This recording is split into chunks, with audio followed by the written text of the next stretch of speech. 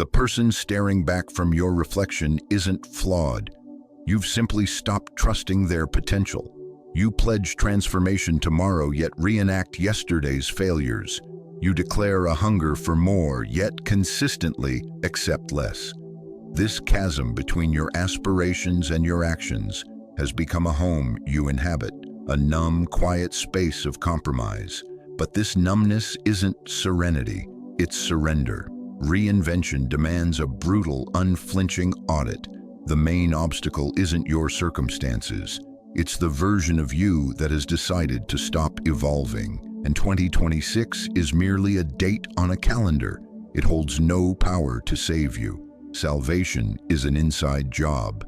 The Stoics forged their philosophy not in times of peace, but in periods of collapse. Marcus Aurelius commanded himself, "Stop debating the nature of a good man. Be one." Not later, now, amidst the struggle and the mess.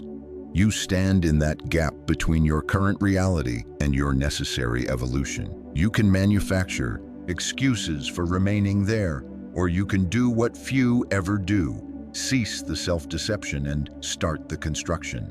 These 7 Stoic disciplines are not gentle. They offer no coddling. They won't promise that everything happens for a divine reason.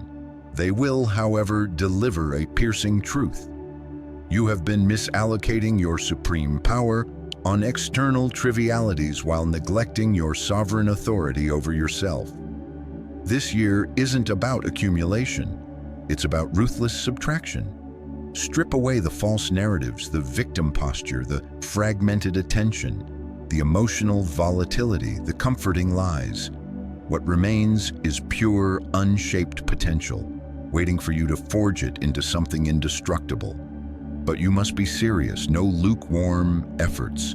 Are you genuinely prepared to change, or are you merely entertaining the fantasy of it? If you're ready, let this video be your marker. Like it.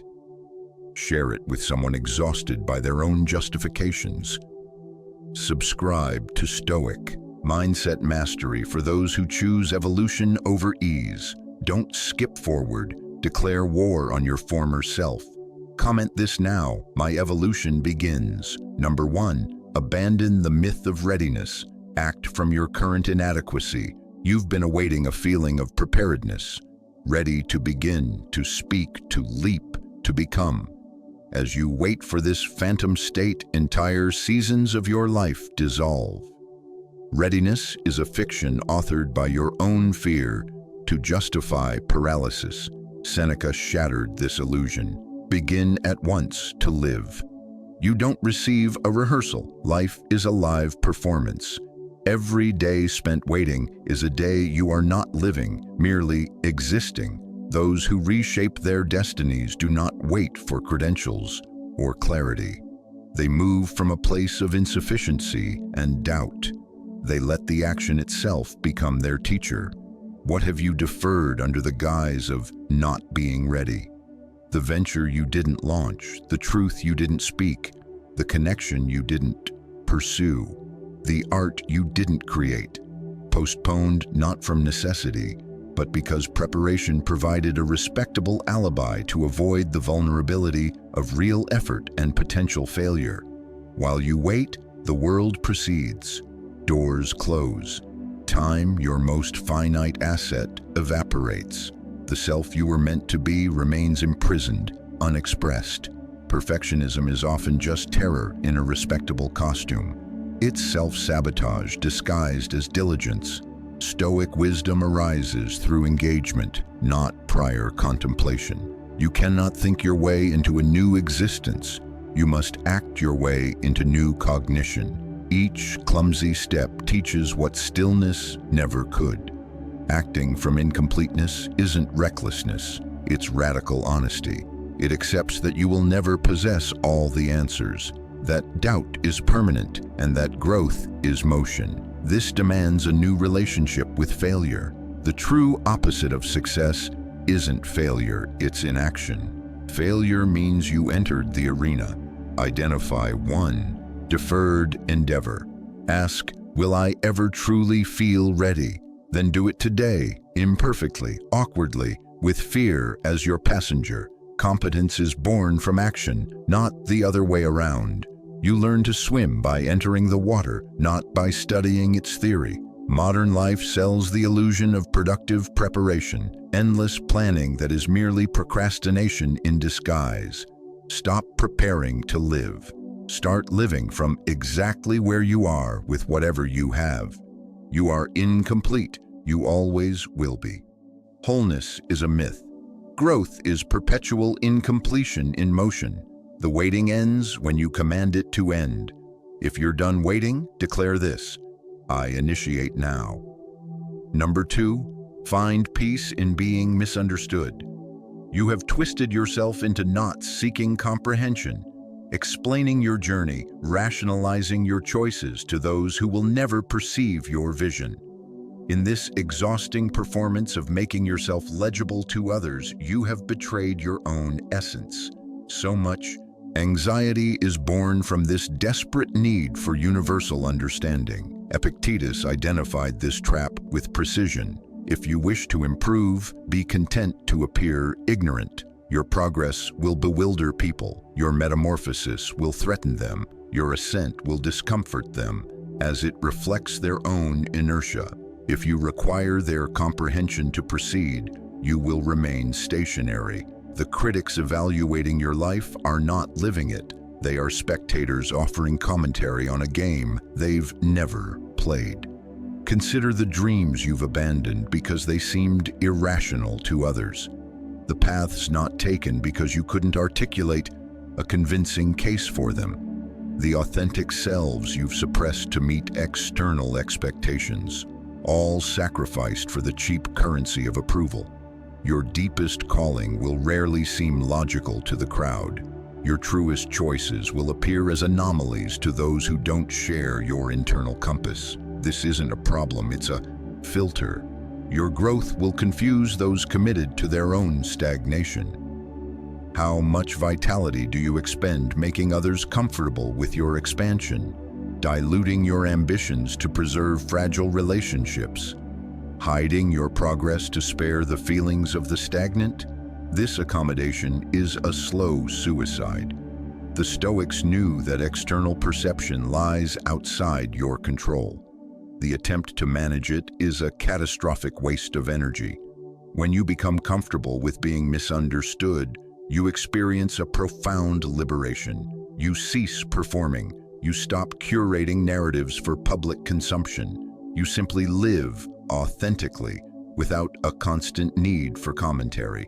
This isn't arrogance, it's the cultivation of internal validation. It's building a conviction so solid that external confusion cannot erode it. You don't owe anyone a detailed defense of your existence, not your family, your friends, or the anonymous voices of the crowd. You owe yourself integrity, nothing more. When questioned, a simple, "This aligns with my truth," is sufficient. Audit your connections. How many require you to stay small for their comfort? Those are not relationships, they are confinement. Real freedom is living by your own code, utterly serene when others fail to decipher it. You will lose people, let them go. Those aligned with your evolution will not demand an explanation. They will recognize the direction of your travel. If you're ready to stop justifying, state this: I seek no validation. Number 3, guard your mental gates with your life. Your mind is not a passive receptacle. It is a contested territory. Every piece of information you allow entry is either weaponizing you or weakening you. Most people consume carelessly, then wonder why their inner state is one of toxicity and chaos. Marcus Aurelius warned, "Your soul takes the color of your thoughts." What hue are you dyeing yours? Reflect on your last week. How much of what you consumed actually built you up? How much news did you absorb that you cannot affect? How many digital arguments did you witness that served no purpose? Your subconscious absorbs it all, indiscriminately. The modern attention economy is engineered to hijack your focus and flood your mind with debris. Outrage, comparison, endless triviality. You swim in this voluntarily, then question your anxiety and lack of clarity. Consider beginning your day by downloading the world's agenda before you've even formed your own thoughts. You are priming your consciousness for reactivity, not sovereignty. The Stoics were merciless in protecting their mental terrain. You cannot construct wisdom on a foundation of junk. This demands aggressive curation, not moderation. Some inputs are poison in any dose. Here is what must be excised. Relationships that drain without reciprocity. Content that makes you feel worse without offering actionable insight. News you consume obsessively but cannot influence. Conflicts that aren't yours but trigger your stress response. Cut them out ruthlessly. Replace the noise with signal. Books that challenge. Conversations that elevate. Creators who embody where you aim to be. Your environment is also an input. Does it promote focus or foster distraction? Conduct a one-week input audit. For every item, ask, does this cultivate the person I am becoming? If not, eliminate it. Guard your attention as the sacred resource it is. Your attention determines your thoughts. Your thoughts dictate your actions, and your actions design your life. Become aware of the internalized voices in your head. Are they truly yours, or are they echoes of past critics? Evict the committee. If you're ready to protect your inner kingdom, commit, I curate my mind. Number 4, cultivate the power of needing less. You are drowning in want, a relentless craving for the next achievement, possession, or state that will finally deliver completion. Each acquisition brings fleeting satisfaction before the hunger returns. This isn't ambition, it's a psychological addiction that steals your peace. Seneca observed that poverty belongs not to the person who has little, but to the one who endlessly craves more. You are not poor due to lack, but because you've conditioned yourself to need incessantly, to demand specific external conditions before permitting yourself contentment. Since reality will never perfectly conform to your preferences, you've engineered a system where peace is perpetually conditional, always one step away. That is not living, it's a form of hostage negotiation with existence. What do you believe you need? The salary that will finally feel sufficient? The physique that will halt your self-critique? The relationship that will fill an inner void? It never works, because the issue isn't possession, but perceived necessity. The Stoics practiced voluntary discomfort not to glorify suffering, but to forge invulnerability. When you can be content with little, you cannot be manipulated by the threat of loss. This isn't rejecting success, it's severing the psychological tether between your inner peace and external conditions. The modern paradigm of success, more money, status, stuff, trains you in perpetual insufficiency. What if you trained in the opposite direction? Deliberately reduce your requirements for satisfaction. Find sufficiency in simplicity. When you need less, you operate from desire, not desperation. You are free. Experiment for 1 month. Choose one area. Spending, digital consumption, comfort, and intentionally reduce it. You'll likely discover that less doesn't diminish happiness. It clarifies what truly provides it. This applies to everything. The need for constant connection, perpetual stimulation, or continuous validation. Each need is a point of vulnerability. The fewer needs you cultivate, the more unbreakable you become. Train yourself not through deprivation, but through conscious, liberating reduction. State your commitment. I choose sufficiency. Number 5, treat time as the finite currency it is. You behave as if you possess an endless supply, delaying crucial conversations, tolerating soul-draining situations, squandering hours on meaningless distraction. This is built on the unconscious, fatal assumption that there will always be more. There won't. Marcus Aurelius grounded himself with this stark reminder: you could leave life right now. Let that guide what you do. Most people live with the psychology of immortals, making plans for a distant future while postponing the vital work of today. They wait for perfect timing, better conditions, and a feeling of readiness that never arrives. Then they arrive at the later years realizing the life they were preparing for never began. Look back at your last month. How much of your precious, irreplaceable time did you trade for distraction, for comfort, for things that don't matter? You've been spending your one non-renewable resource like a billionaire when your account is perpetually draining. Later is the graveyard where potential is buried. What are you currently tolerating? The job that erodes your spirit? The relationship that expired long ago? You allow it because you believe you have time to address it later. Later is a lie. When you truly internalize your mortality, your tolerance for nonsense evaporates.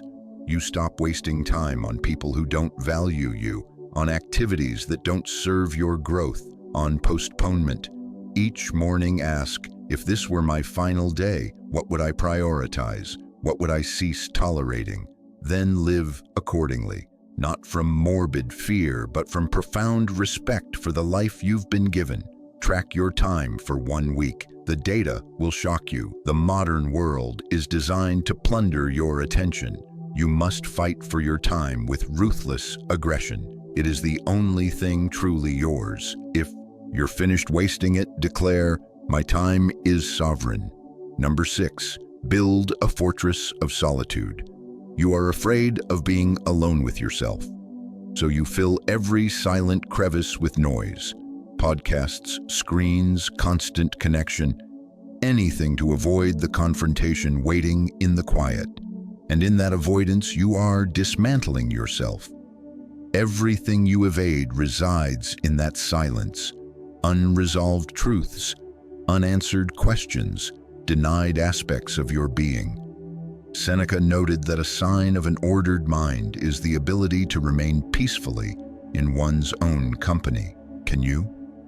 How much of your day is spent in genuine, uninterrupted solitude? Not just physical aloneness while consuming content, but true communion with your own inner landscape? Probably very little, because solitude is uncomfortable. It surfaces what you've been suppressing. So you run, you stay busy, you remain a stranger to the person you are with every moment of your life.